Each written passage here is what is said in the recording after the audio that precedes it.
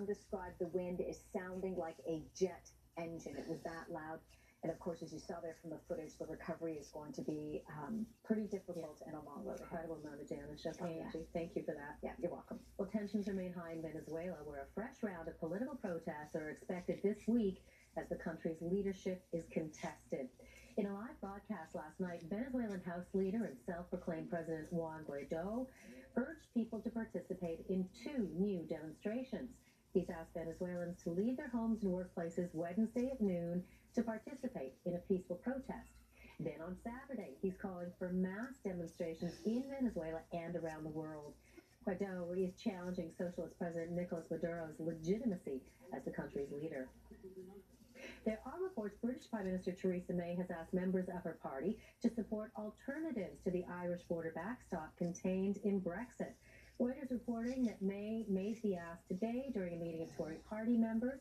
Many pro-Brexit lawmakers oppose the so-called backstop, which is an insurance policy aimed at preventing a hard border in Ireland if no other solutions can be agreed upon. Some EU officials have said there may be some wiggle room on the backstop, but Ireland says they won't yield on its inclusion. The next key Brexit debate takes place tomorrow. Former Trump advisor Roger Stone is speaking out about his arrest last week, slamming the early morning raid on his house by a team of heavily armed FBI agents. To terrorize my wife and my dogs it's unconscionable. Stone has been charged with lying to Congress, obstruction, and witness tampering in the special counsel Robert Mueller's Russia probe. Now the big question will be him cooperating with the special counsel. ABC's Pierre Thomas is in Washington with more on that. Facing up to 20 years in prison if convicted, Roger Stone, the president's longtime friend and occasional advisor, vowing to fight the indictment. There is nothing to find. It is designed to intimidate me or perhaps seek personal information that can be used to embarrass me. Stone says it's all overkill and is offended by the FBI's raid of his home on Friday that included a tactical team. This was an expensive show of force to try to depict me as public enemy number 1. These are Gestapo tactics. But while he was blasting the special counsel, Stone did not rule out cooperating with prosecutors. Any chance you'll cooperate? That's a question I'd have to determine after my attorneys have some discussion. If there's wrongdoing by other people in the campaign that I know about, which I know of none, but if there is, I would certainly testify honestly. He's never suggested to you in any way, shape, or form that he might offer you a pardon? Absolutely, positively not. Stone is accused of serving as an intermediary between the Trump campaign and WikiLeaks, which published those damaging emails about the Clinton campaign.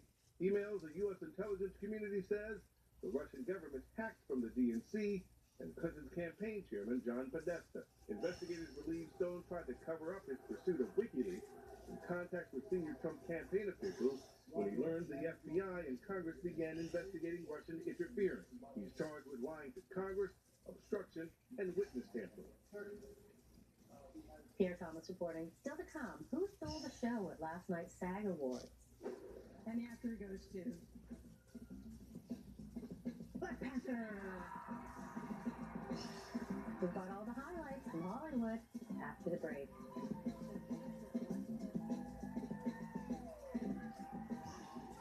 You're watching CTV News Channel. Band-Aid brand Skin Flex bandages. Our best bandage yet.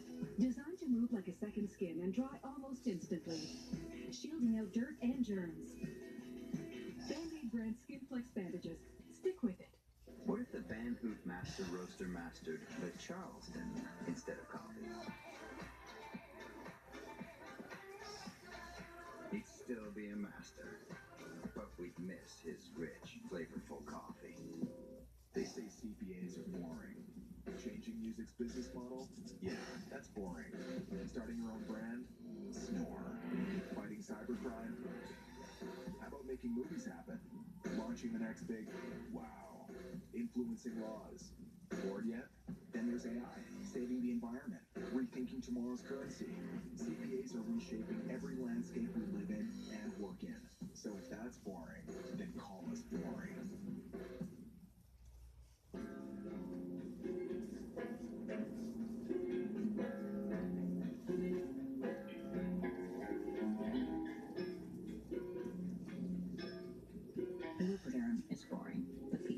music art. We're really doing this.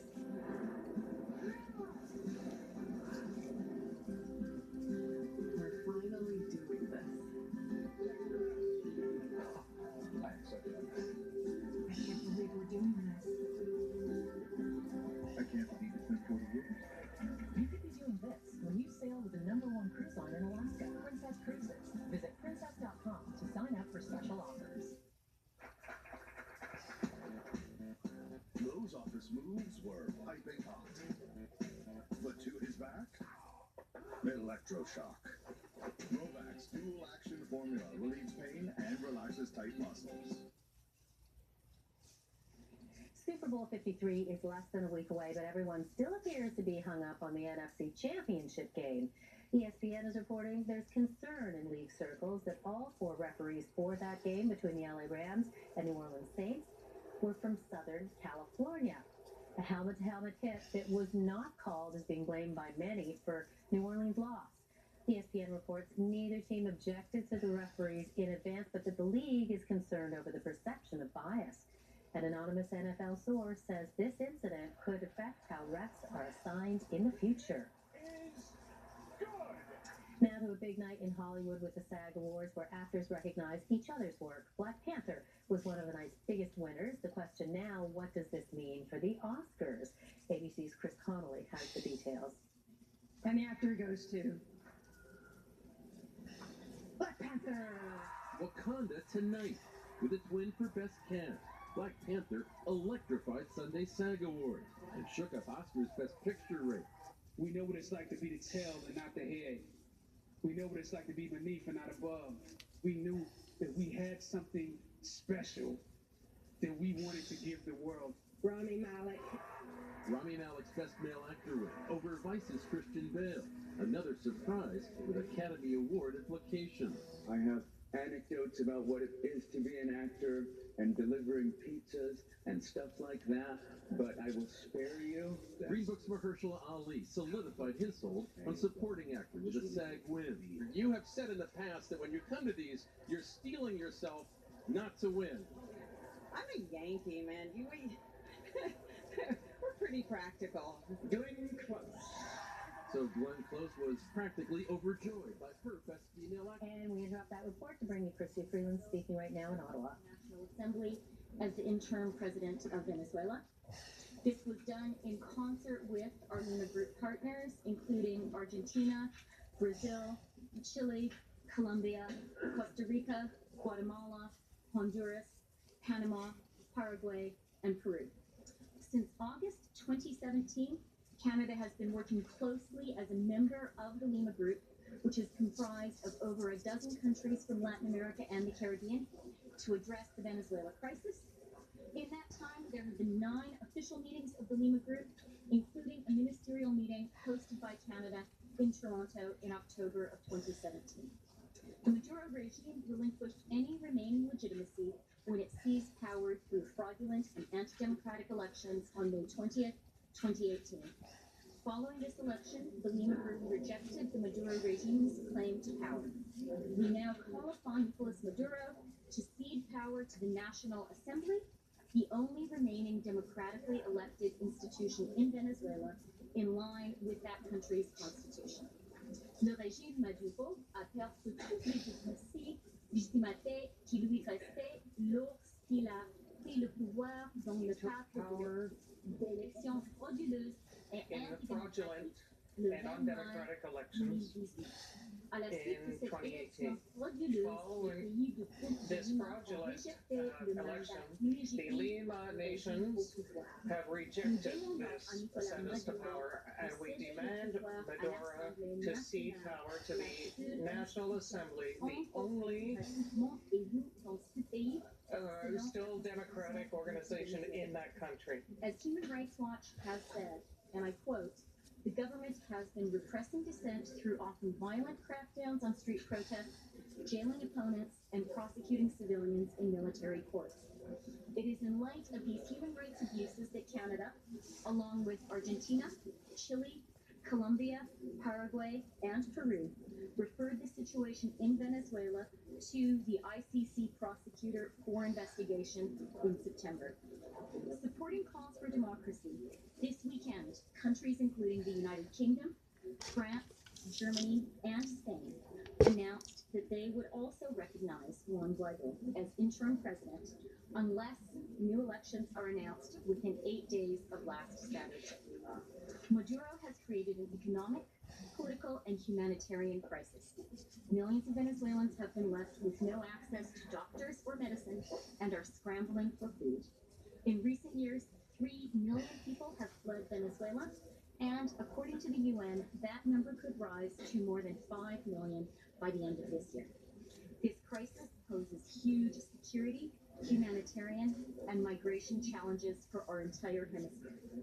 That is why I am today announcing that Canada will host an urgent meeting of the Lima Group of countries here in Ottawa on Monday, February 4th, to discuss what steps we can take to support interim President Juan Guaido and the people of Venezuela.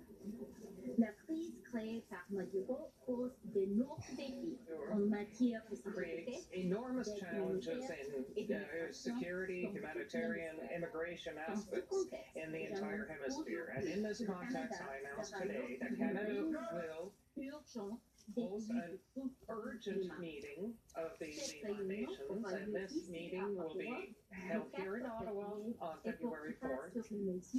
And will concern the measures we can take to support the interim president, Guaido, and and let me the also take a citizens moment of and Venezuela. thank our Canadian diplomats in Venezuela for their ongoing and incredible work, including our former ambassador, Ben Rosewell, and our former chargé d'affaires, Craig Taylor.